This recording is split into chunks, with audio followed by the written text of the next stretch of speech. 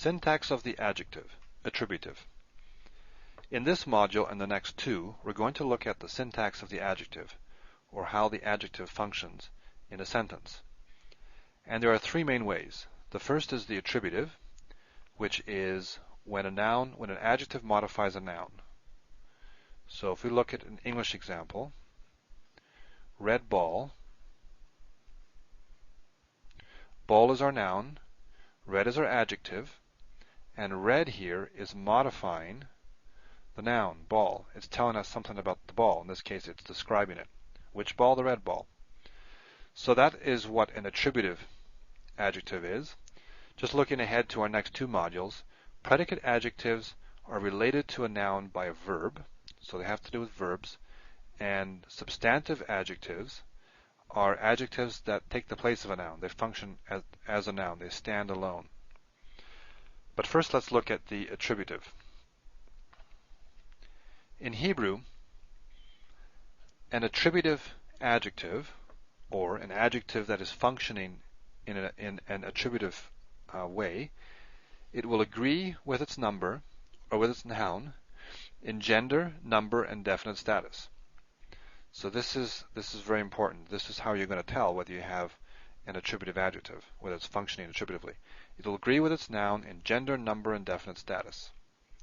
And we'll take a look at a number of examples to make this clear. Also, it will normally follow the noun. Now, not always, so you can't totally depend on this here. But in general, it'll be a good clue. So let's look at some examples, and I think this will become more clear. Let's look at melech.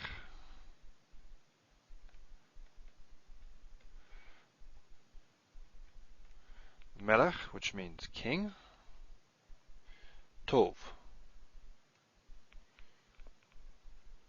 Tov is good. So, let me actually give myself a little room here. Oops, I'm going to cut off the top of our little accent here. Okay. King, good. How are these related? Well, let's follow our little rule here. Let's check it out. Gender. Do they agree in gender? Well, melech is masculine, and tov is masculine, right? No ending. The basic ending, or the basic form of an adjective is the masculine singular ending. Melech is singular, it's not melachim, and tov is singular. Masculine, singular, masculine, singular. So far they agree in gender and they agree in number. What about definite status? What we mean by this is, does it have the article or not? Well, actually, I shouldn't put it that way. What I should say is it definite or not? Because there are some nouns that can be definite without the article. An example, not the only example, but an example is a proper name. A proper name is definite by definition, even if it doesn't, well, it won't have the article. So do they have the same definite status? Are they both definite or indefinite? Well, no article on melech. There's indefinite, and no article here, so it's indefinite. So they agree in gender, they're both masculine. They agree in number, they're both singular, and they agree in definite status. They're both indefinite. If I can squeeze that in here. Write it this way. Indefinite. So, in fact, we do have an attributive adjective. And the way you would translate this is you would say a, it's not the because it's indefinite, a good king. You would not say a king is good. That would be predicate. We'll come to that, and there's ways to tell when it's a predicate, but this is a good king. It's functioning as an attributive. This is our attributive adjective. Now, what happens if we were to add, if I can squeeze some room in here, actually, maybe what I'll do, make this a little clearer. Let's move this down. We can get rid of this guy. That was my mistake. Okay. And let us go back to our paintbrush. So, let's make this definite. Put our article on here. 3 parts. The hey, the patach, and the dagesh. Likewise here. So, now we have, let's give ourselves a little room. So, now we have Hamelech Hatov. Still agrees in gender and number. We've left it masculine, we've left them singular, we've changed the definite status to definite. They're both definite. And so it still satisfies this. So we have the good king. Before we had a good king. The only thing that's changed now is this is now definite. Okay? And as it normally does, it follows. The attributive adjective follows the noun in question. If it was before here, generally that would be the predicate position. Not always, but generally. Okay. Let us look at a few more examples and look at how this works. So here we have ha'avadim, ha'tovim. Eved, these three letters here. Eved means servant. So, avadim. Does it agree? Let's go through our rules. Does it agree in gender, number, and definite status? Does it agree in gender? Well, we got the im ending, and this is in fact a masculine noun. And we got im here, and we know with adjectives that definitely this is a masculine. So it agrees in gender, masculine. Does it agree in number? Im is plural, im is plural. Okay? So it does agree in number, they're both plural. Does it agree in definite status? Ha'avadim, we have the article. Notice we can't double here, so we get compensatory lengthening. We have the article here too, ha'tovim. So it agrees in definite status, and they're both definite. So in fact, we do have an attributive adjective.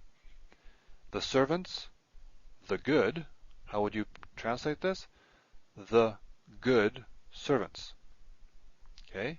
Not the servants are good, or not the servants, and then good ones or something. That would be substantive. But the good servants. Another example. Eretz gedolah. Eretz is a feminine. Okay, so let's go through our steps. Does it agree in gender, number, definite status? Eretz is feminine. Gedolah, we see the feminine ending. So yes, it does. They're both feminine. What about number? Eretz, there's no ending here. It's not ot ending, so singular.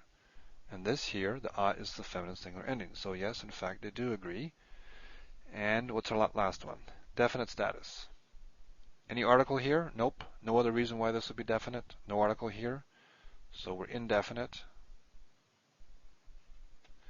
Feminine, singular, indefinite. They agree in those three. And it actually follows. So there's no reason why this shouldn't be attributive. Eretz gedolah, how would you translate that? A good, sorry, not good. Gedolah is great or big. A great land. Okay. How about this? Ha'isha, ha'tova. Okay. What about gender? Isha, well, we know that's woman, so definitely we have feminine. And tova, again, we have our a ending, so we're feminine. Number, isha is singular. Remember, nashim is the plural. It's an odd plural. Does a gender flip. But for the singular, we're fine. Isha, singular. And again, this is the feminine singular ending. So we're in agreement on number as well. Definite status, they both have the hey. So ha'isha, definite, ha'tova.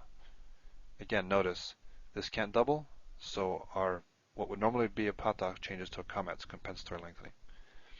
I just want to remind you of things that we've studied before as we come across them again. Repetition, I think, is the key to learning well. Okay, definite. So if you'll excuse my repetition here.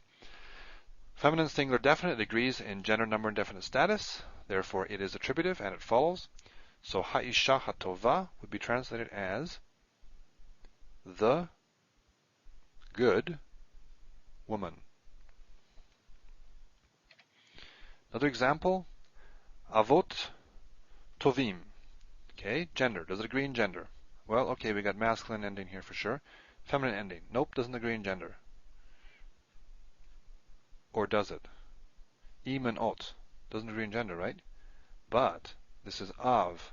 Av is father, and in the plural it does the gender flip. So in fact, it does agree in gender. So let's get rid of this here. It doesn't look like it does, but it does. So when you're, just be careful, and the reason I put this example in here is to highlight that what we're comparing is the gender of the word, not the form of the ending. These endings look different. This is a feminine ending. This is a masculine ending. So it looks like it doesn't agree in gender, but it's the gender we're concerned about. So this, in fact, is a masculine plural. So it does agree in gender, and we know it's plural. I just stated that. Plural, definite status, no hey, no hey, and no other reason for it to be definite, so it's indefinite.